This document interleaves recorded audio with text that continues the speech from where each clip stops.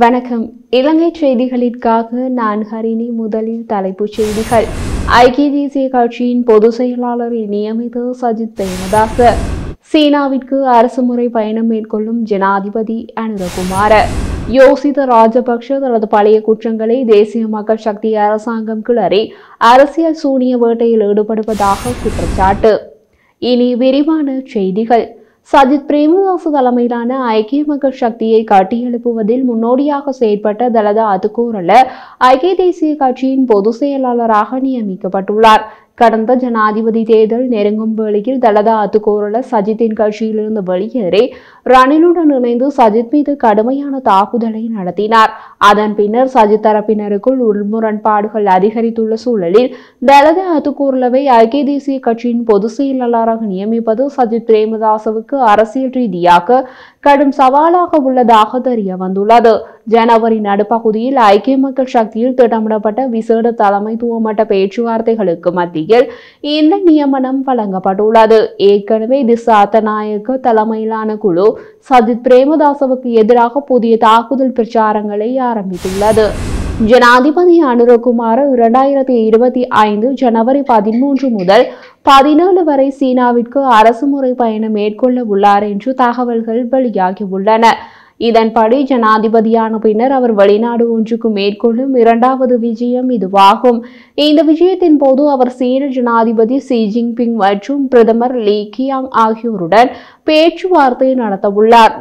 முன்னதாக ஜனாதிபதி அனுரகுமார கடந்த மாதம் இந்தியாவுக்கு அரசுமுறை பயணத்தை மேற்கொண்டு பிரதமர் நரேந்திர மோடி உட்பட்டவர்களை சந்தித்தார்.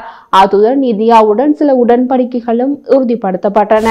ரோஹிங்கியா எதிரிகளை நாடு கடத்தும் அரசாங்கத்தின் முடிவை மறுபரிசீலனை செய்யுமாறு ஐக்கிய மக்கள் சக்தியின் நாடாளுமன்ற உறுப்பினர் முஜிபுர் ரஹ்மான் ஜனாதிபதி அனுரகுமாரவிடம் வேண்டுகோள் விடுத்துள்ளார்.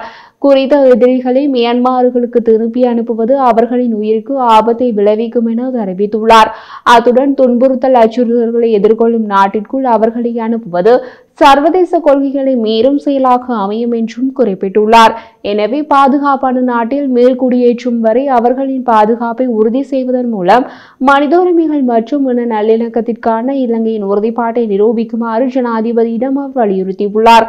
உலகளாவிய மனித உரிமைகள் தரநிலைக்கு ஏற்ப இரக்கம் மற்றும் விருந்தோம்பல்களை வெளிப்படுத்த இது இலங்கைக்கு கிடைத்துள்ள வாய்ப்பு என்றும் எடுத்துரைத்துள்ளார். 2024 டிசம்பர் 19 அன்று முல்லைத்தீவு கடற்கரையிலிருந்து 40க்கும் மேற்பட்ட குழந்தைகள் உட்பட 103 ரோஹிங்கியா எதிரிகள் மீட்கப்பட்டமை குறிப்பிடத்தக்கது.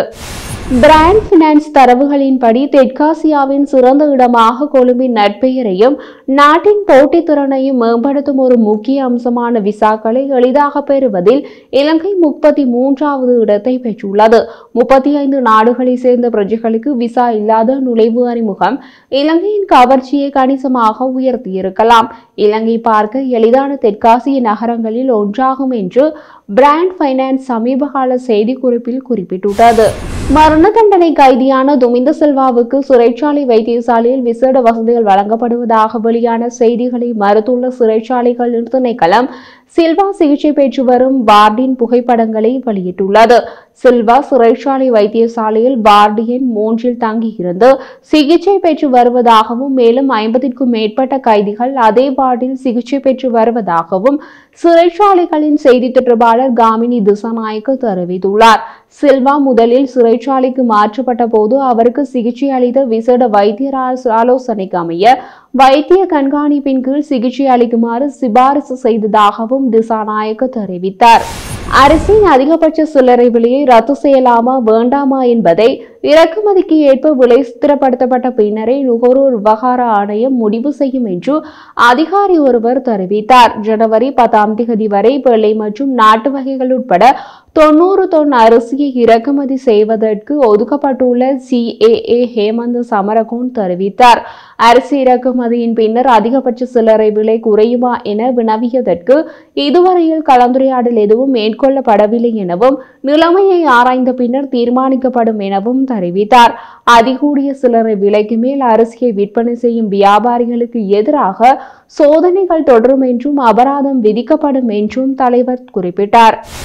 முன்னாள் ஜனாதிபதி மஹிந்த ராஜபக்ஷவின் இரண்டாவது மகன் யோசித்த ராஜபக்ஷ தான் பாடசாலை மாணவனாக இருந்தபோது இடம்பெற்றதாக கூறப்படும் வழக்கு தொடர்பில் தற்போதைய தேசிய மக்கள் சக்தி அரசாங்கம் அரசியல் சூனிய வேட்டையில் ஈடுபட்டுள்ளதாக குற்றம் சுமத்தியுள்ளார். கதிர்காமத்தில் உள்ள காணி ஒன்றின் உரிமை தொடர்பில் யோசித்த சிஐடியினரால் நேற்று காலை மணிக்கணக்கில் விசாரணைக்கு உட்படுத்தப்பட்டுள்ளார். புலனாய்வாளர்களின் கூற்றுப்படி நிலம் அரசுக்கு சொந்தமானது. குற்றப்புலனாய்வுத்துறை பிரிவுக்கு வழங்கிய வாக்குமூலத்துக்கு பின்னர் யோசித்த தெரிவித்த போது 2006 மற்றும் 2007க்கு இடையில் தான் பள்ளியில் இருந்தபோது இந்த குறிப்பிட்ட விஷயம் வெளிவந்தது. 2023 நான் இந்த கோவிலுக்கு அருகிலேயே சில உதவிகளை வழங்கினேன். சம்பந்தப்பட்ட நிலம் இருப்பது கூட எனக்கு தெரியாது. 2017 கூட யகபாலன அரசாங்கம் இவ்விடயம் தொடர்பில் விசாரணைகளை மேற்கொண்டன. போதிலும் எனது பெயர் வழக்குடன் இணைக்கப்படவில்லை. இப்போது இந்த அரசாங்கம் அரசியல் லாபங்களுக்காக என்னை பொய்யான காணி வழக்கில் சிக்க வைக்க முயற்சிக்கிறது என யோசித்த கூறினார்.